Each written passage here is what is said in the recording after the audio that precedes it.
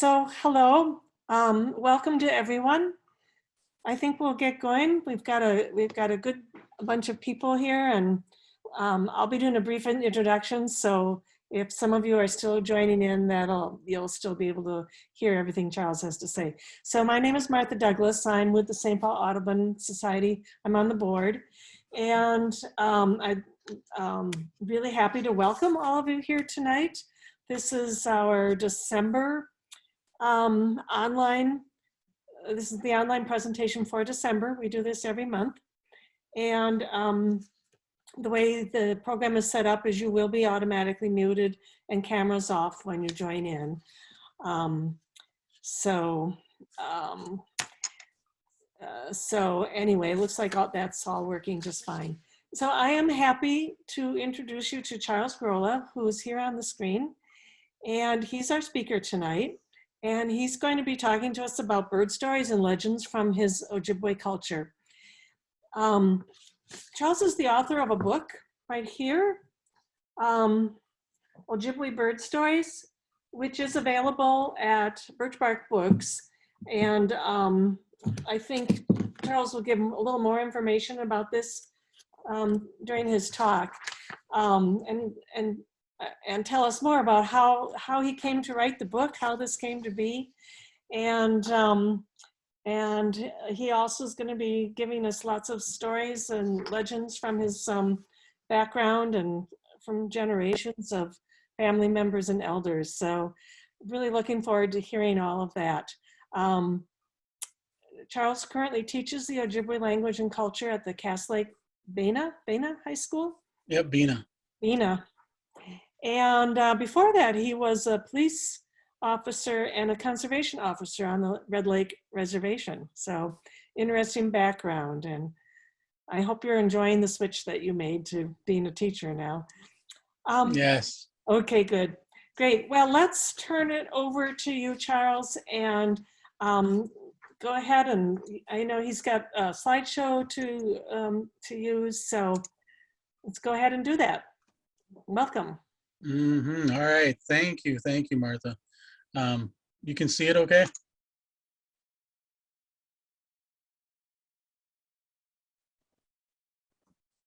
You're muted, Martha.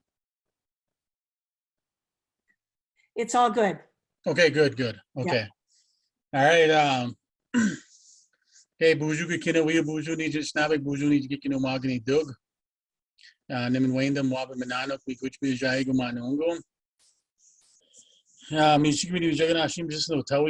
right, so I'll switch to English. I'm Charles Grolla. My Indian name's Ogimaagiizhig. That's boss of the sky. It's a Thunderbird name. And Caribou Clan, enrolled member of the Bois Forte band of Ojibwe. And I'm from Red Lake, meaning I lived on both those reservations as a child, mainly on a Red Lake reservation. Went to school there, and graduated from high school there.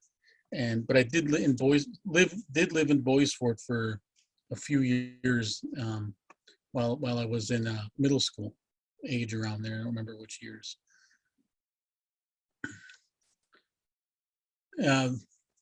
So I wrote a book, Benesi Debajimo Wanan, Ojibwe Bird Stories, that are unique to the northern Minnesota region of Ojibwe country. I was gonna do a little more of my Ojibwe talk, but I'll stay in English.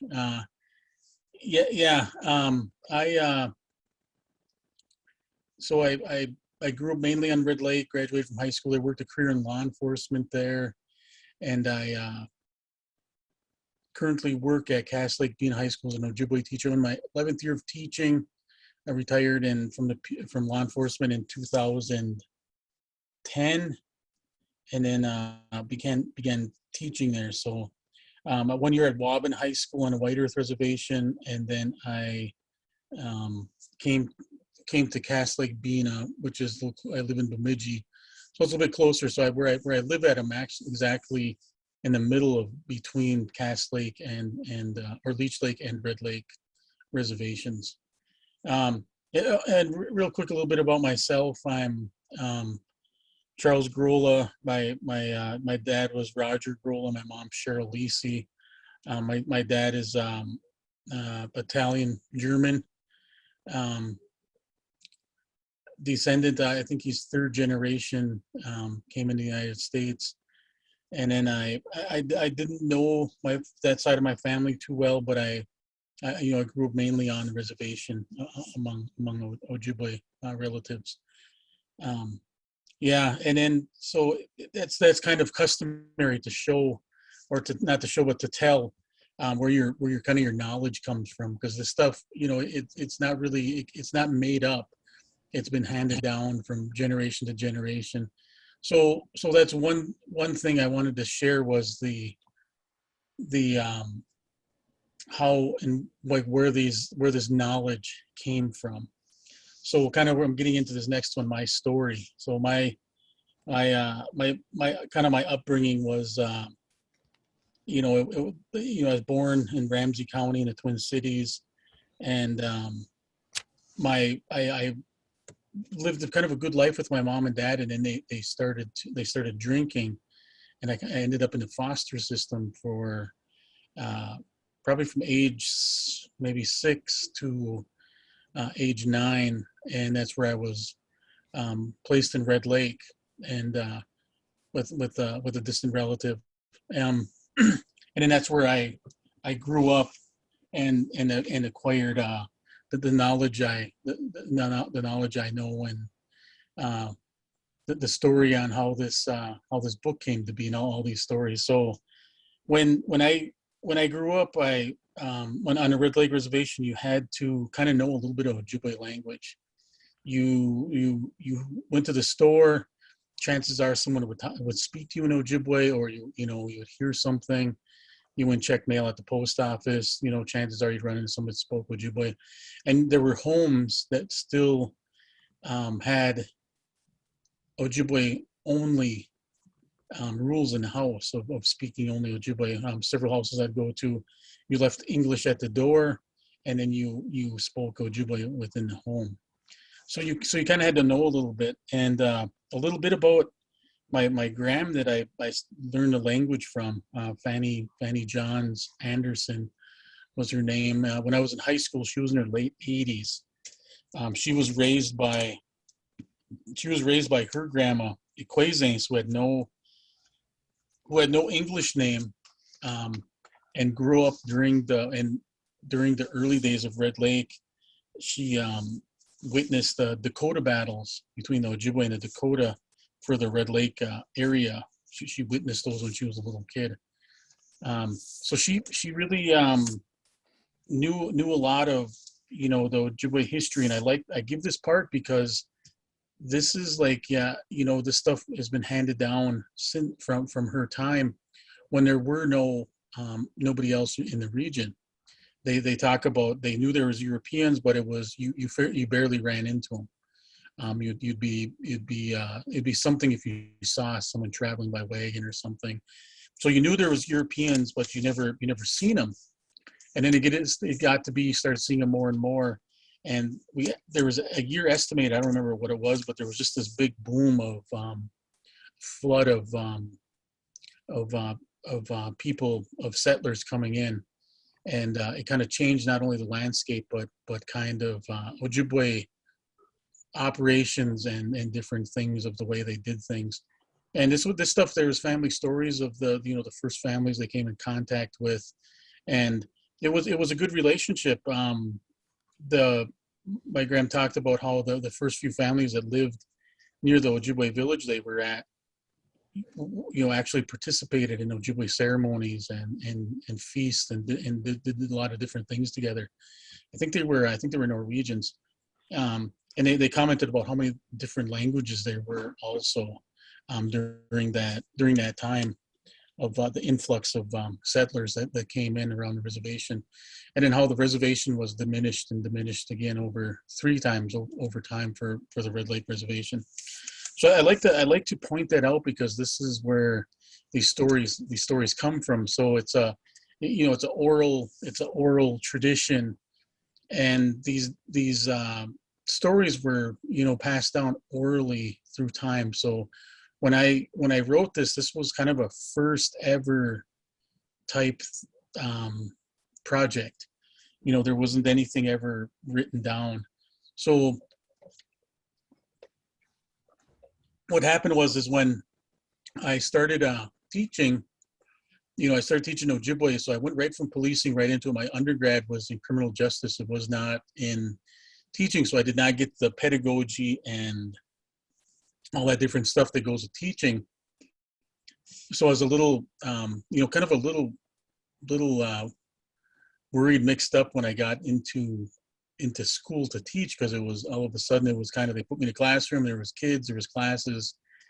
And with Ojibwe, there's not much resources. There's getting to be more and more nowadays. Like the last few years, it's probably doubled in resources. But when I first started, there was hardly any.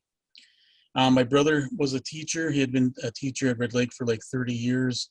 And so when I made the switch over, I told him, hey, what should I do? And he said, when you get in the classroom, number one thing is classroom management, and, just teach them what you can kind of do what you want with it.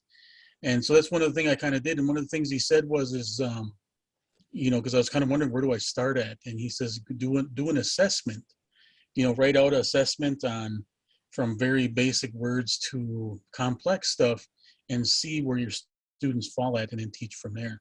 So I got this assessment test ready, and a lot of language stuff, cultural stuff, and then I put some of the bird stuff and some of the animal stuff in there of bird names and cultural, just a little bit to test them, see where they're at.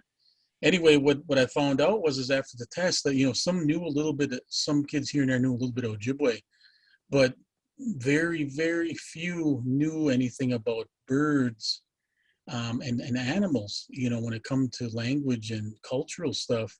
And I was kind of awestruck with it. I was like, how can this be? You live in northern Minnesota, where, don't you guys go outside and see some of the, like what was going on? So it really bugged me. It was like, I could not believe it, that they didn't know some of these birds and these things existed.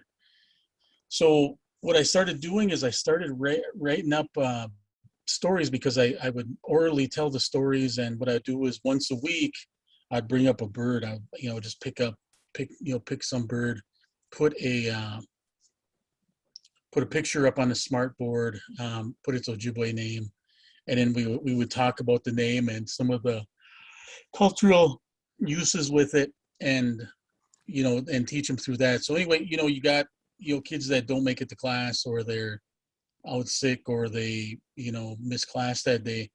So I couldn't just tell the same legend over. So what I did is I started writing these out, like writing up study guides on each one. So, and then I made a worksheet with it. So like if someone missed class, they could do that. And then what I found is the next year I went through it, I kept expanding on everything. And then what I would do is I would cover the worksheet, tell the story orally, and then have them do the worksheet, and still present some things. And at first I was kind of thinking they were just doing it to do it. I almost didn't think they were absorbing it or anything. But what happened is every spring when the birds were coming back before school was out, I would always get some students coming and say, hey, there's this bird. They would say what it was, a lot of times it was the goldfinch, that was Awaishi, or the Ojibwe-Bird, the bluebird. And come to find out, once we covered these birds, like they were seeing them. So I knew this, and they remembered the names and some of the stuff with it. So I knew they were absorbing it. And so I thought it was really cool. So I kind of kept up with this list. So when I made the switch from law enforcement to teaching, the first 5 years as a teacher, I didn't really make a lot of money. I took a large cut in pay going from law enforcement to teaching. But I knew this is what I wanted to do, to give back, to my community and stuff, what I was gifted myself. That's the other thing I didn't get to say, was that during my time through law enforcement, up to the day I retired, is I had seen a steady decline of language and culture, where it went from, having someone probably going to talk to you in Ojibwe if you went to the store or somewhere, somewhere in anywhere public, you'd hear language being spoken or something. It went from that to almost non-existent. And even the first language speaker that was in the little area of Bakwakwang, West End, where I grew up at, passed away about 3 years ago.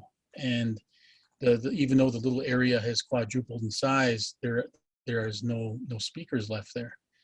And that was really, really bothersome. If you could go back 20 years ago and asked me if I was going to teach, I would have, I probably would have laughed at it. And I did not ever think there was going to be a need for Ojibwe language teachers. I never thought that they would come, but I did see it come. And one of the things, like even just with the community, was when I went into policing, I went into it I wanted to better my community than from when I grew up. And that's one of the things I went into it. And so I kind of learned that this culture and language and things are what kept me not getting in trouble and living the way I do. So when I retired, I wanted to share this stuff and give back what I had learned and got myself. And with the decline of everything, a lot of these stories also were being lost also. So my book was an attempt to not only teach my students about Ojibwe stories and cultural uses of birds, it was to lock in what information is left.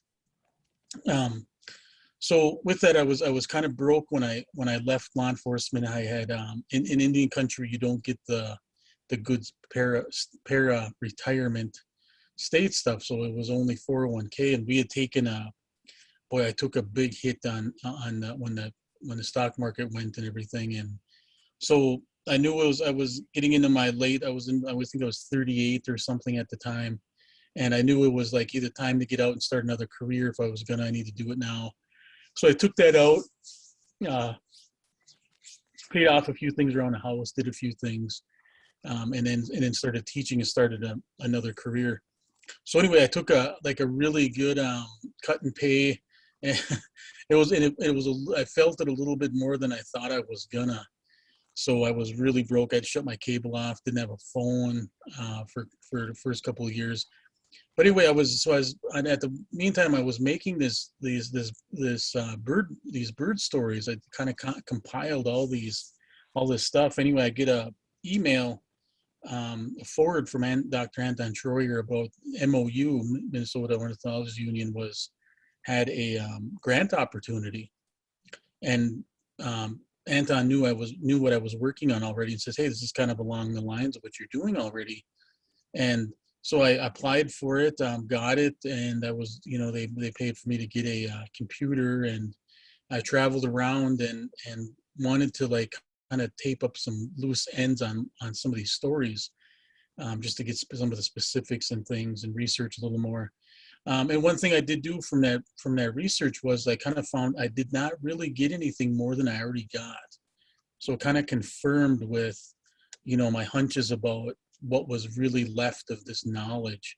So in writing this was my attempt to save what is, and to lock in kind of what is left in this book of these bird stories. So that's where this all kind of came from, with the help of the MOU, doing this, and I'm kind of glad I did. Bird stories or bird knowledge is it's usually the bird names. They either call out their own name, cultural use, or it's an archaic word that's like a small piece of a bigger word that we have lost over time. Our archaic words are like old words that Ojibwe have. Like some of the birds have been with the Ojibwe people, must be for millenniums, and some birds like like one I'll take for example is the cardinal. It's just Miskobenashi, just means red bird. And well, my hunches have been right with some of the research. Like it's it's very simple name, and the cardinals were more of a southern bird, and I think Ojibwe had seen them but didn't see them often in these northern regions, but knew of them. So it was kind of a simple name.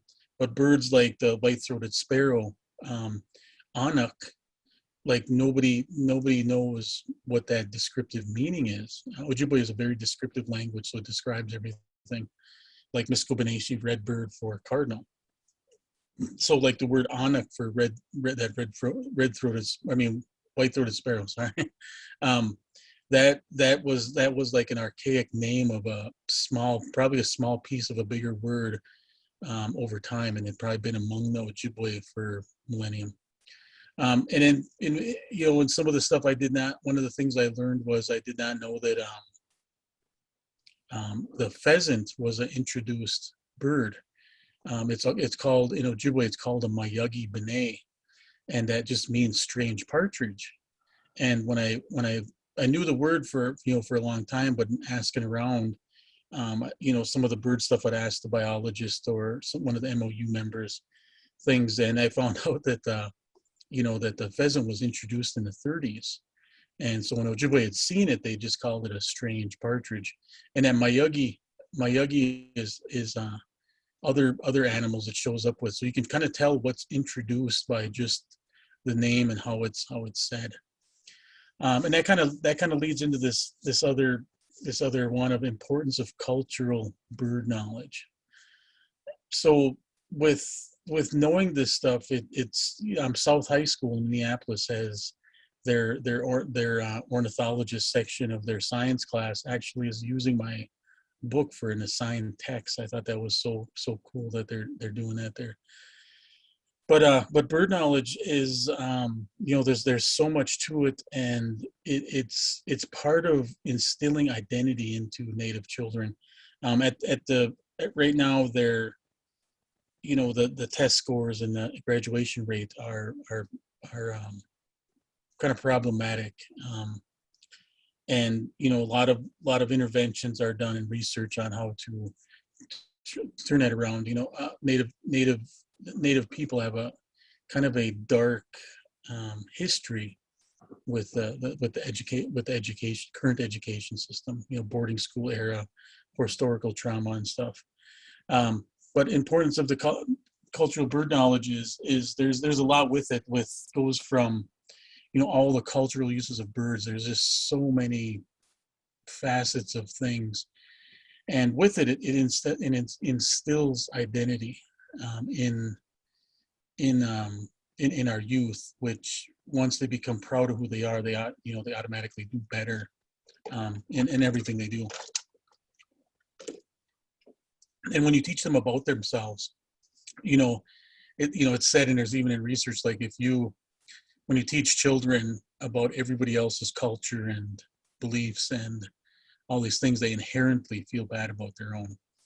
So with these stories, like with this book and another one that I authored, through kind of the same thing that I did with this one, is a reach into showing them who they are, and I can see once they start knowing who they are and how it attaches to the natural world around them in the reservation here, they become a more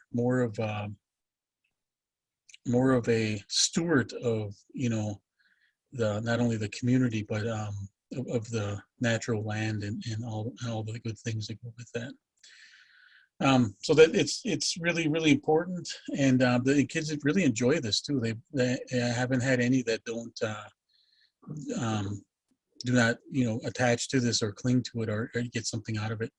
My school actually, this will be we're coming up on mid quarter of the second quarter. Will be in January, third week in January. We'll move into our third quarter, and third quarter I get to. They actually put a class together with Ojibwe storytelling. So this will be my text for the class and probably the center of that class for those students. So it's really a big thing at Cass Lake-Bena. I think we're doing so much wonderful things there, and it's going to be nice to have this opportunity to teach this stuff a little bit further. Okay, and how these sacred stories are obtained. So, like I said, like you can't just make this stuff up. Like it's not, these stories and these legends are not just. I hate to use the word myth because these all regarded as true things that either happened and different things. So with it, you can't just make up a story and use it. You have to search out, elders that know this stuff, and some specialize in certain things and other things, and then there's the clan system. So there's a few birds that are clans also, and that represents a family. That's kind of a family totem, a family sign. And even if they're not blood related, if they're the same clan, they're viewed as relatives. So those birds are kind of held a little bit more higher in respect and stuff. So with some of these stories, so what I had to do was I kind of, some of the stories I had heard, but I was missing pieces of it or something, so I'd have to seek out elders. And a couple of them stories are actually in here. I actually talked about going to see a certain elder and asked them about a bird and something they had told me when I was younger. And in doing so, we use tobacco for everything. That's how you show respect and do things in a right way and in balance out the weight of them giving me something and me giving them something in return. You can never just receive something. It's almost tainted or bad luck to be given something and not giving something back. Kind of like, even like how we pay for something. So with that, I got, I would get blankets, and I had my, family members donate a few blankets, and several times I even cooked up a feast and brought it, and, a little bit of money, tobacco, and a blanket to go see these elders, sometimes driving long distances to go sit with them. And then that too, it's not like just going there and say, all right, this is, we got 2 hours, this is what we're going to talk about.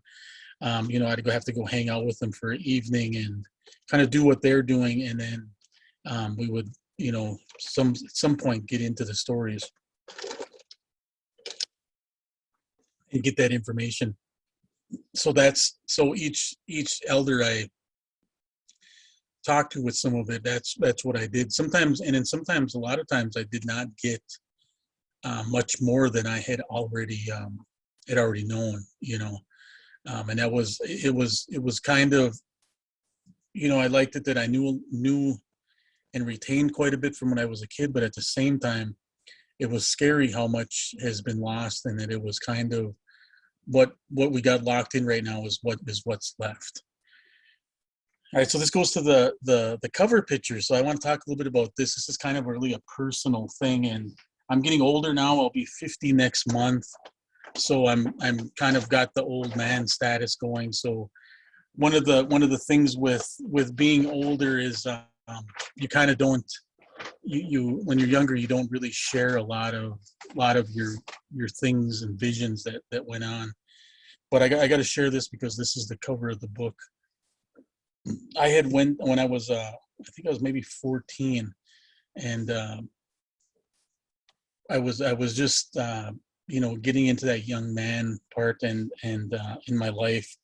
And Ojibwe boys were taught by older men how to be men. So older men teach young men how to be men, and they have these societies that are called Ogimaagiizhig-Charles Society. So I had reached this time in my life. So I remember I was telling you when I moved to Red Lake, I was age 9, and one of the first things I did is I went out with a group of boys and went on my first vision quest on a fasting. You go out, don't eat anything, don't drink anything, and you sit out in a secluded area in the woods for a day and a night, way out there. And so I was in that time of my life, and those are you get taught the different teachings on being a positive man that lives a good life, and so I was kind of in that phase, and what I had been doing so far is how I learned my birds were the first kind of weapon that I got to learn how to use was a slingshot. So I would go out hunting birds, and I did these exercises where my grandma would have me listen to a certain call, and then I would go out and stalk that bird and find it either by seeing what it was or shooting with a slingshot and bringing it back to my grandma. And that's how I learned all these bird names was as I'd go out hunting and I'd bring them back and she would tell me what they were called in Ojibwe. And then we would talk about the cultural uses. If we could use it, we would. Um, and also eat it if we could. Several birds are not eatable, but some are and are very kind of delicacies. One is the cedar bird. That was the kind of the well sought after bird. So as growing up, you kind of go through these phases in Ojibwe life. One of the first things you do is like fishing. Your first fish, they'll have a little feast for as you're growing through manhood. Your first rabbit. And first partridge, and you go through those things. But these birds were kind of the same thing. So my goal was to get enough cedar birds or enough edible birds to feed the family. And one time I had went out, and the preferred bird was a cedar bird. So one time I'd went out and I'd gotten 8 of them, brought them, cleaned them up at brought them to my grandma, and she made a stew out of them, and I fed the family, and that was kind of a marker up in my life. So as I was living through that traditional Ojibwe male upbringing with the birds, I got to be about 14. I'd already killed my first deer and had that ceremony and stuff. But I was after a moose. There was a moose hanging around this lake, so it was well off the beaten trail. It was well into an area, and when I was younger, I kind of had a hard time with fear of being out at night. I'm not sure what it came from, but probably I don't remember what it was from. But I was in that phase and one of the things you're taught is to face your fears. So I went out to this secluded area to hunt this moose. There was a scout that went out and looked for scouting party went and looked for some rice and had seen some tracks and stuff and possibly one hanging around. So I go out anyway. It takes me 2 days to walk in, but I get there. There's the moose had already left and stuff, and I kind of scouted out the rice and then left. But while I was going in there the first night, I get back into the woods, and there was just a trail, and I went as far as I could. It was getting to be dark, so I stopped and I made a fire and I ate. I brought a can of hash and I opened it, heated it up and ate it. And then I went to sleep, and the fire was kind of going down as I was sleeping, and then I fell asleep, and it was kind of like this there was like a little indent in the ground. I kind of laid in and covered up, and then there was some branches over me. But anyway, I sleep that night. Anyway, I have this dream that I had just this dream that I was I had these kids sitting in a circle, and I was teaching them stuff, and I was telling them these different things, stories and stuff, and like teaching them stuff. And there was an owl in a tree, and it was hooting, and I was translating what it was saying and teaching these kids. And then as it went for a while, and then I woke up. And when it's not light out, it's still kind of dark, but you can see fairly well, early in the morning. And I woke up and I could see my fire was still kind of smoldering just a little bit, and it was getting light out, but it was still a little bit dark.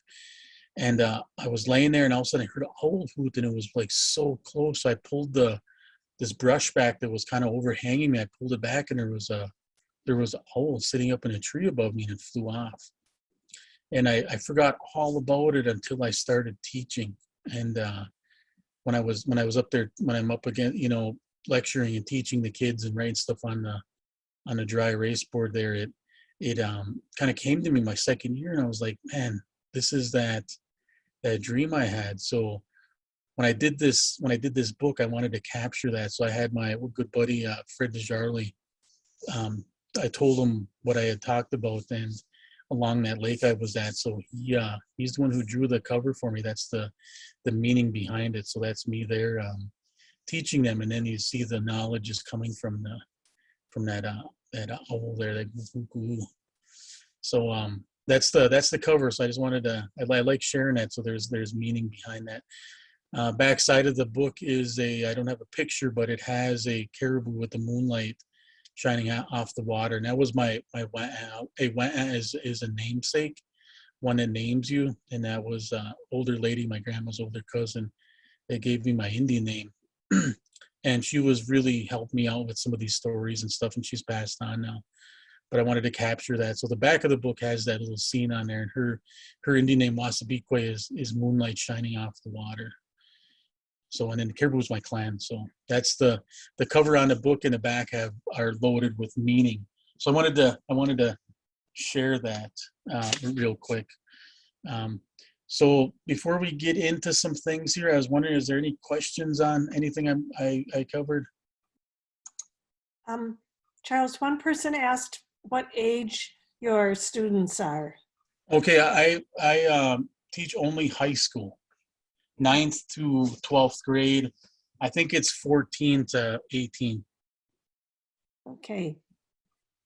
And Kathy Seidels writes that neighbor kids where we live on the east side of St. Paul from all cultures know just a little bit about all the birds here.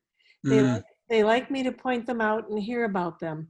Would this book be good to pass on to them? Yes, it would be. Yeah, I would. That would be great. Okay. That would serve its purpose. That would be nice. Nice. Okay. Okay, a little bit of story time now. We're gonna get into some.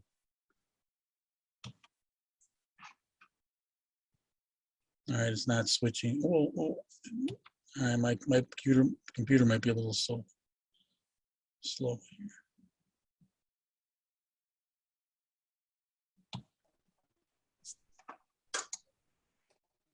Oh man.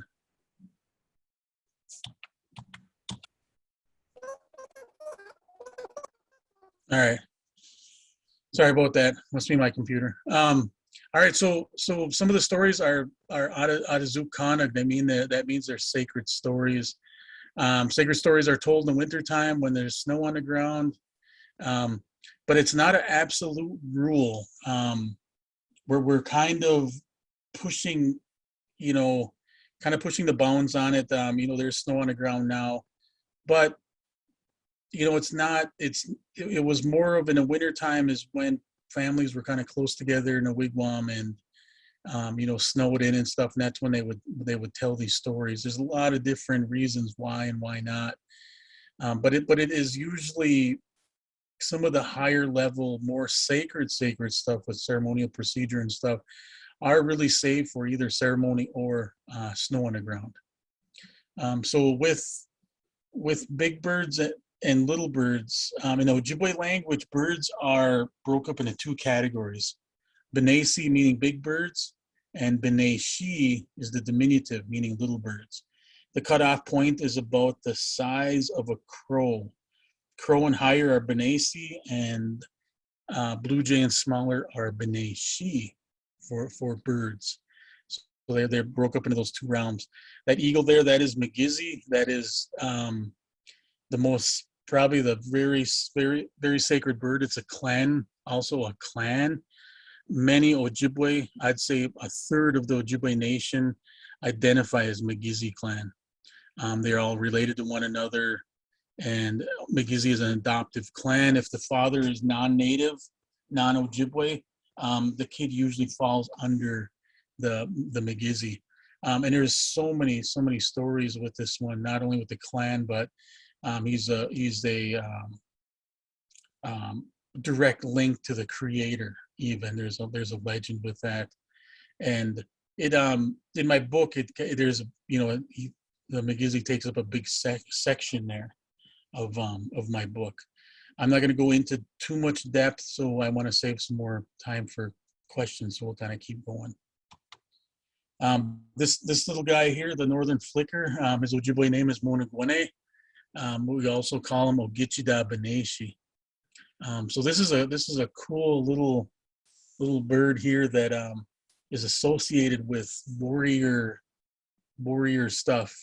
There's a legend about how it came to be, and it's highly associated with. It's highly respected by Ojibwe men and many other Native nations. Also, these are sought after feathers for dance regalia, ceremonial things and stuff are usually associated with these birds. This is a little beautiful one. And there's different legends of how he got the orange underneath him, how he got that red on the back of his head, and his black mustache. The mustaches are worn by the males, and then the ones that don't have it are the female flickers. And Munagwene, so their descriptive meaning. The Munagwene actually means winged digger. The Munagwene. All right, this one here, I'll talk a little more depth on this one before we start taking some questions. So Ozaweshi is the one that we commonly call this bird Ozaweshi. And it's kind of the little yellow bird is what it's describing. And they also call them Gidinwe, means our language bird. So this is kind of a newer story with this one. So this little bird is actually, me as a language teacher, this one's very important to me. So the Ojibwe language, like I was telling you, it started to be in decline, and I'd say about 15 years ago, probably about 20 years ago, people had seen that the Ojibwe language was in decline and was not producing any more speakers, and people really started to get worried. So a lot of language people, teachers and stuff, got together and had a big meeting about what are we going to do? How can we save the Ojibwe language? It was in danger of being lost. So they had this big meeting, and when we do things, we always, as Ojibwe as natives, we always look for spiritual guidance. So they wanted to know, like, who do we pray to? Who do we ask for guidance? What part of creation, what in creation do we ask for guidance from with the Ojibwe language? And nobody knew anything. And why did they ever need to? So anyway, they had a Shake 10 ceremony done. That's the highest level Ojibwe ceremony, and they say that it produces answers from everything from past to the future. And some people, since the boarding school era, will find out their clans through Shake Tent. They can go back and trace that back and find out one's clan. So they went to this Shake Tent, and they made a bunch of offerings, blankets, tobacco, and food and different things. And the ceremony revealed, it came back that this bird here is one of several language keepers of the Ojibwe language. So this is the one that they seek for guidance and stuff. So me as an Ojibwe teacher, I got several pictures of this bird up in my classroom. The students know this story. They actually present it back to the class. And some of my medallions, I don't have a beaded medallion. On Zoom, I don't really wear too much. I got a ribbon shirt on, but I have one where I do talks. If I was doing this talk in person, I would have had this nice, real big beaded Ozaweshi medallion on. And then in my classroom, I actually got a tobacco tie with a yellow tobacco tie with black and white ribbon on it. And in the beginning of the year, we'll have a little feast for this bird. And we share some food and tobacco. And at the beginning of the year, we ask this bird to guide us through me teaching them and them to learn the language.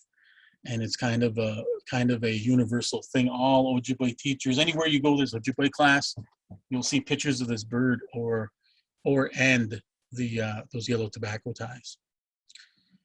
The other things too, this one was associated as a messenger. Also, it has 4 Ojibwe names. Ozaweshi is the most common that I had heard growing up. Also, you'll hear Ozawa Beneshi, which means yellow bird. Ozawa Benesik kind of gives it a more feminine name to it, which means the yellow bird. And then there's another one, Ogimaagiizhig-Charles, and I've heard this one a little bit over the border in Canada, used a little more often among the Ojibwe. And Ogimaagiizhig-Charles just means a leaf counter. So when these little birds go up those thistles, if you ever watch them, when they go up and down that thistle, it looks like they're counting the leaves, and that's what that Ogimaagiizhig-Charles means leaf counter. So that's pretty cool about this bird. This one here, kingfisher. I know I'm going through these stories a little bit fast, but I'm going to stop telling them here in a little bit. I want to get some questions in. Ogimaagiizhig-Charles, so kingfisher, this one is one of the clans on Red Lake, and it's exclusively known for just the Red Lake reservation. So this clan came to be probably really recent. The legend goes with this one that after the Dakota and Ojibwe battles for Red Lake, there was a village, a Dakota village that wasn't. It was a distance from Red Lake, but it wasn't that far. So they held a war council and figured that this village is a little too close for comfort. We should probably do something about it. So a war party headed out to get to this village, and when they got there, they got to this village and there was nobody there. They had just dropped everything and left. And in a legend they talk about that there's like things that are cooking and that water is still bubbling, like it's still boiling. There's gardens and the tools are just dropped on the ground.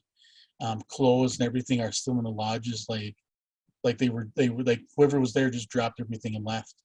So they go through the village and nobody's there. They're all gone. They follow some tracks. They leave the opposite side of the village, and they're long gone. They don't know where they are or anything. But anyway, as they're looking through the village, another sweep through it, they find a boy. He's a Dakota boy, and he's in one of the lodges in the back. He's about waist high to the men, and all he keeps saying is kingfisher over and over.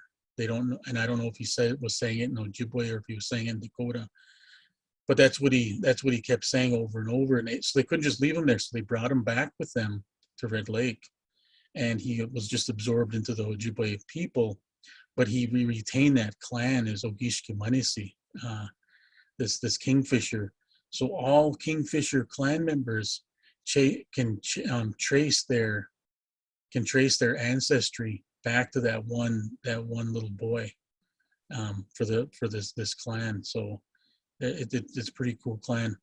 The other story with it is I don't know if everybody's ever heard of the guy, the Ojibwe cultural hero Nanabuju. So Nanabuju is kind of like Jesus is in the Bible, or like I'd say like Buddha is in Middle Eastern. From what I know of these other religions and stuff and cultures. So anyway, Nanabuju is like that to the Ojibwe people. He's a cultural hero. So anyway, the legends always talk about him, and he's in a lot of these bird ones. And this one here, so on the right side here, you see the kingfisher with his feathers are kind of up like that, tufted up feathers, and he has that ring around his neck. There is a necklace. So anyway, Nanabuju they say Nanabuju made the world safe, that there was lots of bad things on earth, and Nanabuju made it all safe for humans. And there was this demon that was kind of terrorizing and killing people, and Nanabuju set out to go destroy it, to make it safe for people. But he couldn't find it. He couldn't find this demon everywhere. You'd hear about it and you'd go out and try to catch it, and you couldn't find it. There was no tracks or anything. So this little bird flew down one day. He was by the creek, and Nanabuju was by the creek, and this little bird flew down and told him where and when this monster would be there when he come out to get a drink on the creek. So anyway, Nanabuju was just really happy that this Ogimaagiizhig-Charles helped him. So he took this necklace off he had and put it around that little bird, and kind of magically stuck to him. And that's that little necklace. That's that ring around him you see there. And the bird's really proud of that. They say this bird's really proud of that. But anyway, at the same time, when he put it around his neck and it sealed to him, Nanabuju thought, man, what if he goes and tells this demon that I'm looking for him, and kind of double crosses me. So he was going to choke him out and put him to sleep while he went and took care of this demon.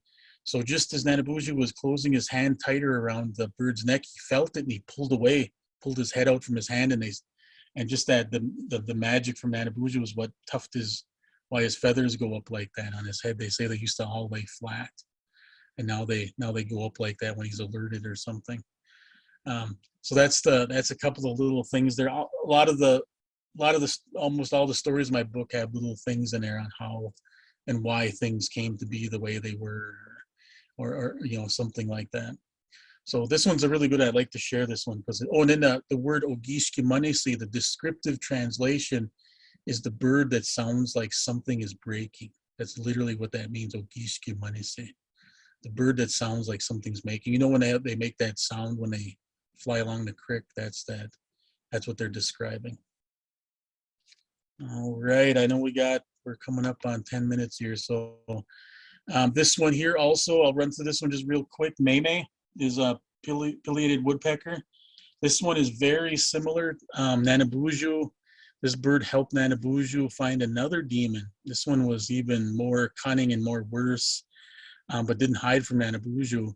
And Nanabuju fought a war against it for a lengthy one, and against this demon in his army of like lizards or something.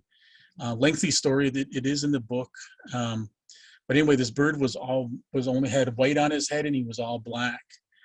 Did not have the red spot on him. So as Nanabuju fought this other demon, he ran out of arrows. He was down to 2 arrows, and he drew back and shot 1 arrow, and it was to his last arrow, and his bird flew down and told him where the weak spot was on his demon. It was on his scalp lock, right above his on the top of his head, and if he could put an arrow there, that would kill him. So Nanabuju used his last magical arrow and shot this big, huge demon, and ended its life. So as this demon laid there and bled out, it was bleeding down a beach and into a river. He stood over it, and then he called this bird down for helping him. Nanabuju took some of the blood on his hand off that big beast and demon and wiped it on the top of this bird's head. That's why he said he's nice. He's just proud of this red on his head, and wiped it on him as a reward, and to always remind of him of victory. So when Ojibwe war parties would go out and they were successful, when they came back, they would actually take a little red feather that they got from this bird and put it on their pipe stem. So on a war pipe, how many red feathers on it were how many victories they had seen. And that was an old style of keeping track of successful war expeditions. And this bird is known for that. Also, the meme. There's another legend about just its name, meme. I think it has something to do with the way it flies. Is why they call it meme, the way it flies. But there's a song it's a lullaby that you sing to babies. And I asked about because I heard it a long time ago, and it's just a little lullaby, and it just goes me me me me me me like that, and it's just me me over and over. And there's a couple of different versions. It depends what family you hear sing it, and it'll put babies right to sleep. I don't know what it is, man. It's like it really happens, and you can use them if you can find someone with that song. You can get it from them. But anyway, I guess the story said that there was a baby that just cried all the time and wouldn't go to sleep. And Meme had a nest by there, and in a dream approached the mother and sang a little bit of a song with its name, and said that would put its baby to sleep. And so the next day when that happened, the baby wouldn't go to sleep. The mom sang that song and put him right to sleep. And it's kind of cool because when I've heard it sung, babies will go right out. I don't know what it is, but so that's another one that's associated with this bird. All right, I've been talking quite a bit. I did cover what I want to cover. The book, if anybody wants one, Birch Bark Books does have it. They do sell some of them. They're the only ones that have it besides me. I was, like I said, I was supposed to be down at this presentation personally, and I had a bunch of books I was going to bring down. if anybody wanted one. But there's my cell number, also my email. The book is $40, but if, I'll have to get 50 for shipping. I think it's like $8, 8 something to put it in the mail to mail it. You could mail a check to me or by PayPal using my email or something, or text me, give me a call or something. Teaching during the day, but I'll take a call in the evening. There's my address. So I'll just leave that up while I'm taking any questions. Okay, wow, thank you, boy, that was just wonderful. Let's see what we have here for some questions. Debbie Brown is wondering, what is the cedar bird? Is it a cedar waxwing? Cedar waxwing, yes. Sorry about that. Okay. Yep, and then if you do get them, don't get them in the spring because that's when they taste like cedar because they've been eating cedar berries. So other than that, when it gets towards fall, they taste really good. Someone else is asking, does the book help English speakers learn the pronunciation of the Ojibwe bird names? Yes, I did the best I could, and then that's why I surrounded only bird names. I did everything else in English. If I would have did it bilingual, I would probably still be working on it. Yeah. And it would be double. It's a pretty thick book as it is. It would have been very, very big with the Ojibwe translations. So I do the bird name, and then I do the best I can at explaining it. But there are lots of resources that will explain double vowel system and help you sound out those words. The book is available in the Twin Cities. Yes, at Birch Bark Books, they sell some. They sell them. I don't really make too much money off it when they sell it. If I make any. So I usually get my own, but I try to make it available somewhere, in case someone can't get a hold of me or want one or something. But they do have some. I'm going to take a picture of this screen. Okay. Recommend other people, if you want to take a picture of the screen, but then, yes, we can make that available. And someone asked whether your talk will be recorded so that people can see it again, and yes, it will be. Yeah, I'd say teens and adults.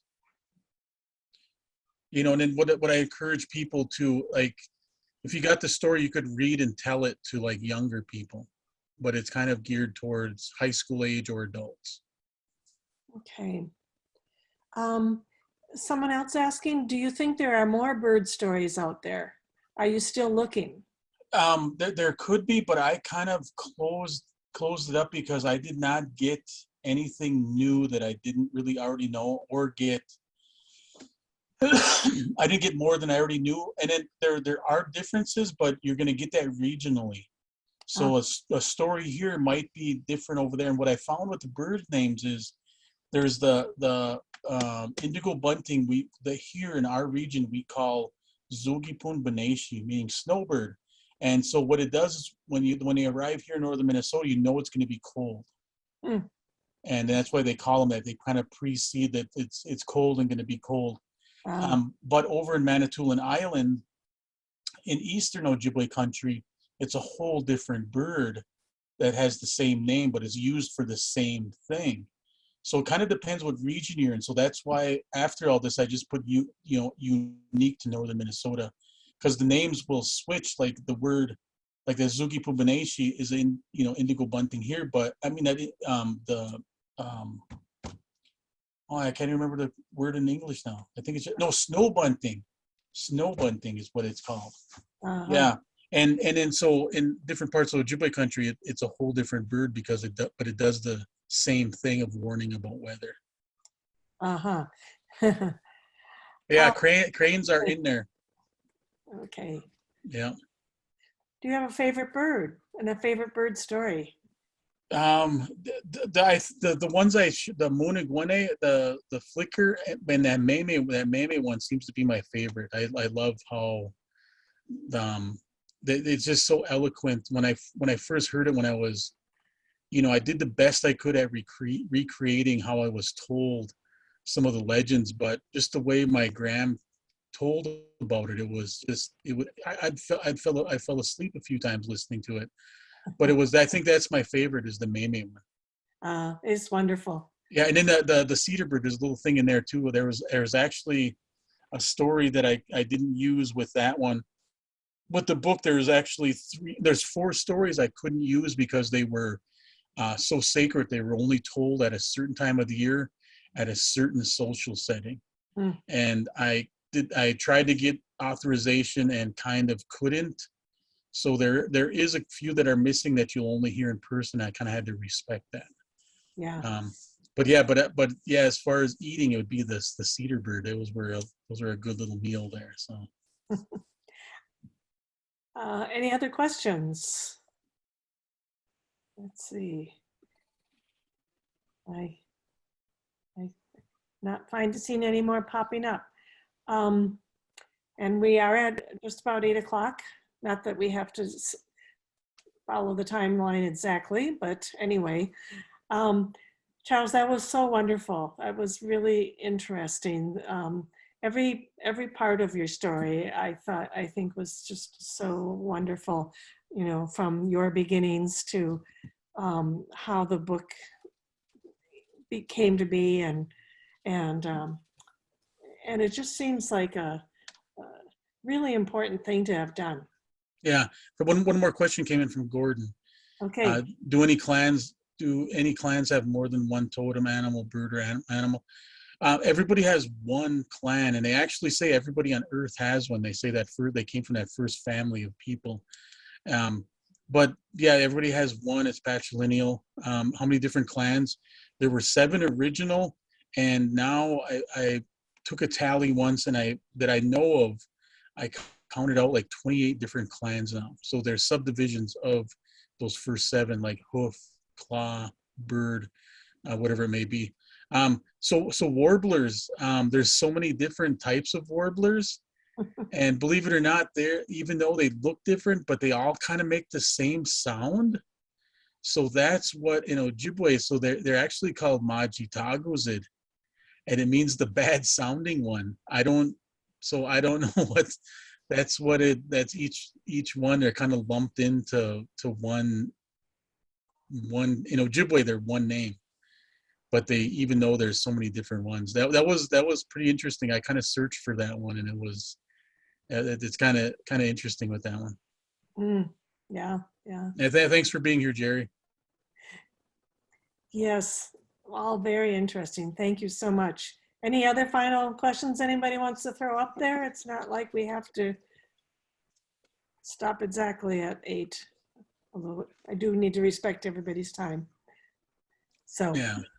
So, okay, wonderful. Thank you. There's more thanks coming in.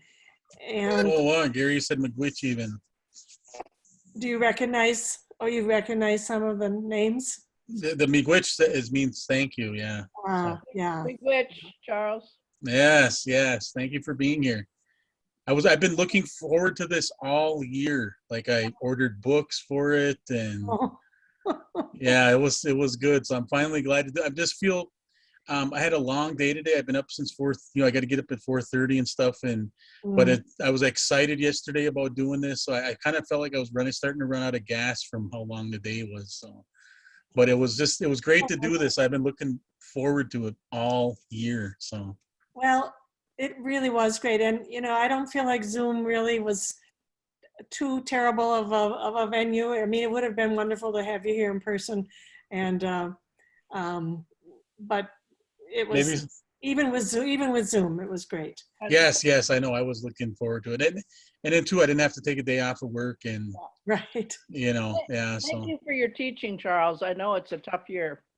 Yes. Thank you. Thanks for those words, because it's hard sometimes. Hang in there. Thank you. Really hard. Yes, Barbara's was a teacher. Many teachers. As I've gotten to know people in the Audubon group, many teachers, and so yeah. People really appreciate it. Whenever you get back in person, I wouldn't mind trying to come down and present again. Oh, that'd be great. Thank you. I think we will definitely follow up on that. So Yes, we all would love to be back together in person. It's just not quite the same with Yeah. these tiny little pictures, and having to try to figure out the technology gets in the way of, actually interacting. But good idea. We'll have to Mhm. do that. Okay. Well, I think I will close things off, even though I know everybody could probably listen for more. But thank you, everybody, for attending. And yes, it has been recorded, so it will be available for further listening. Okay. Good night. All right. Good night, everybody. Thank you. Thank you, Amy. Oh, let's see if I can figure out how to turn this off.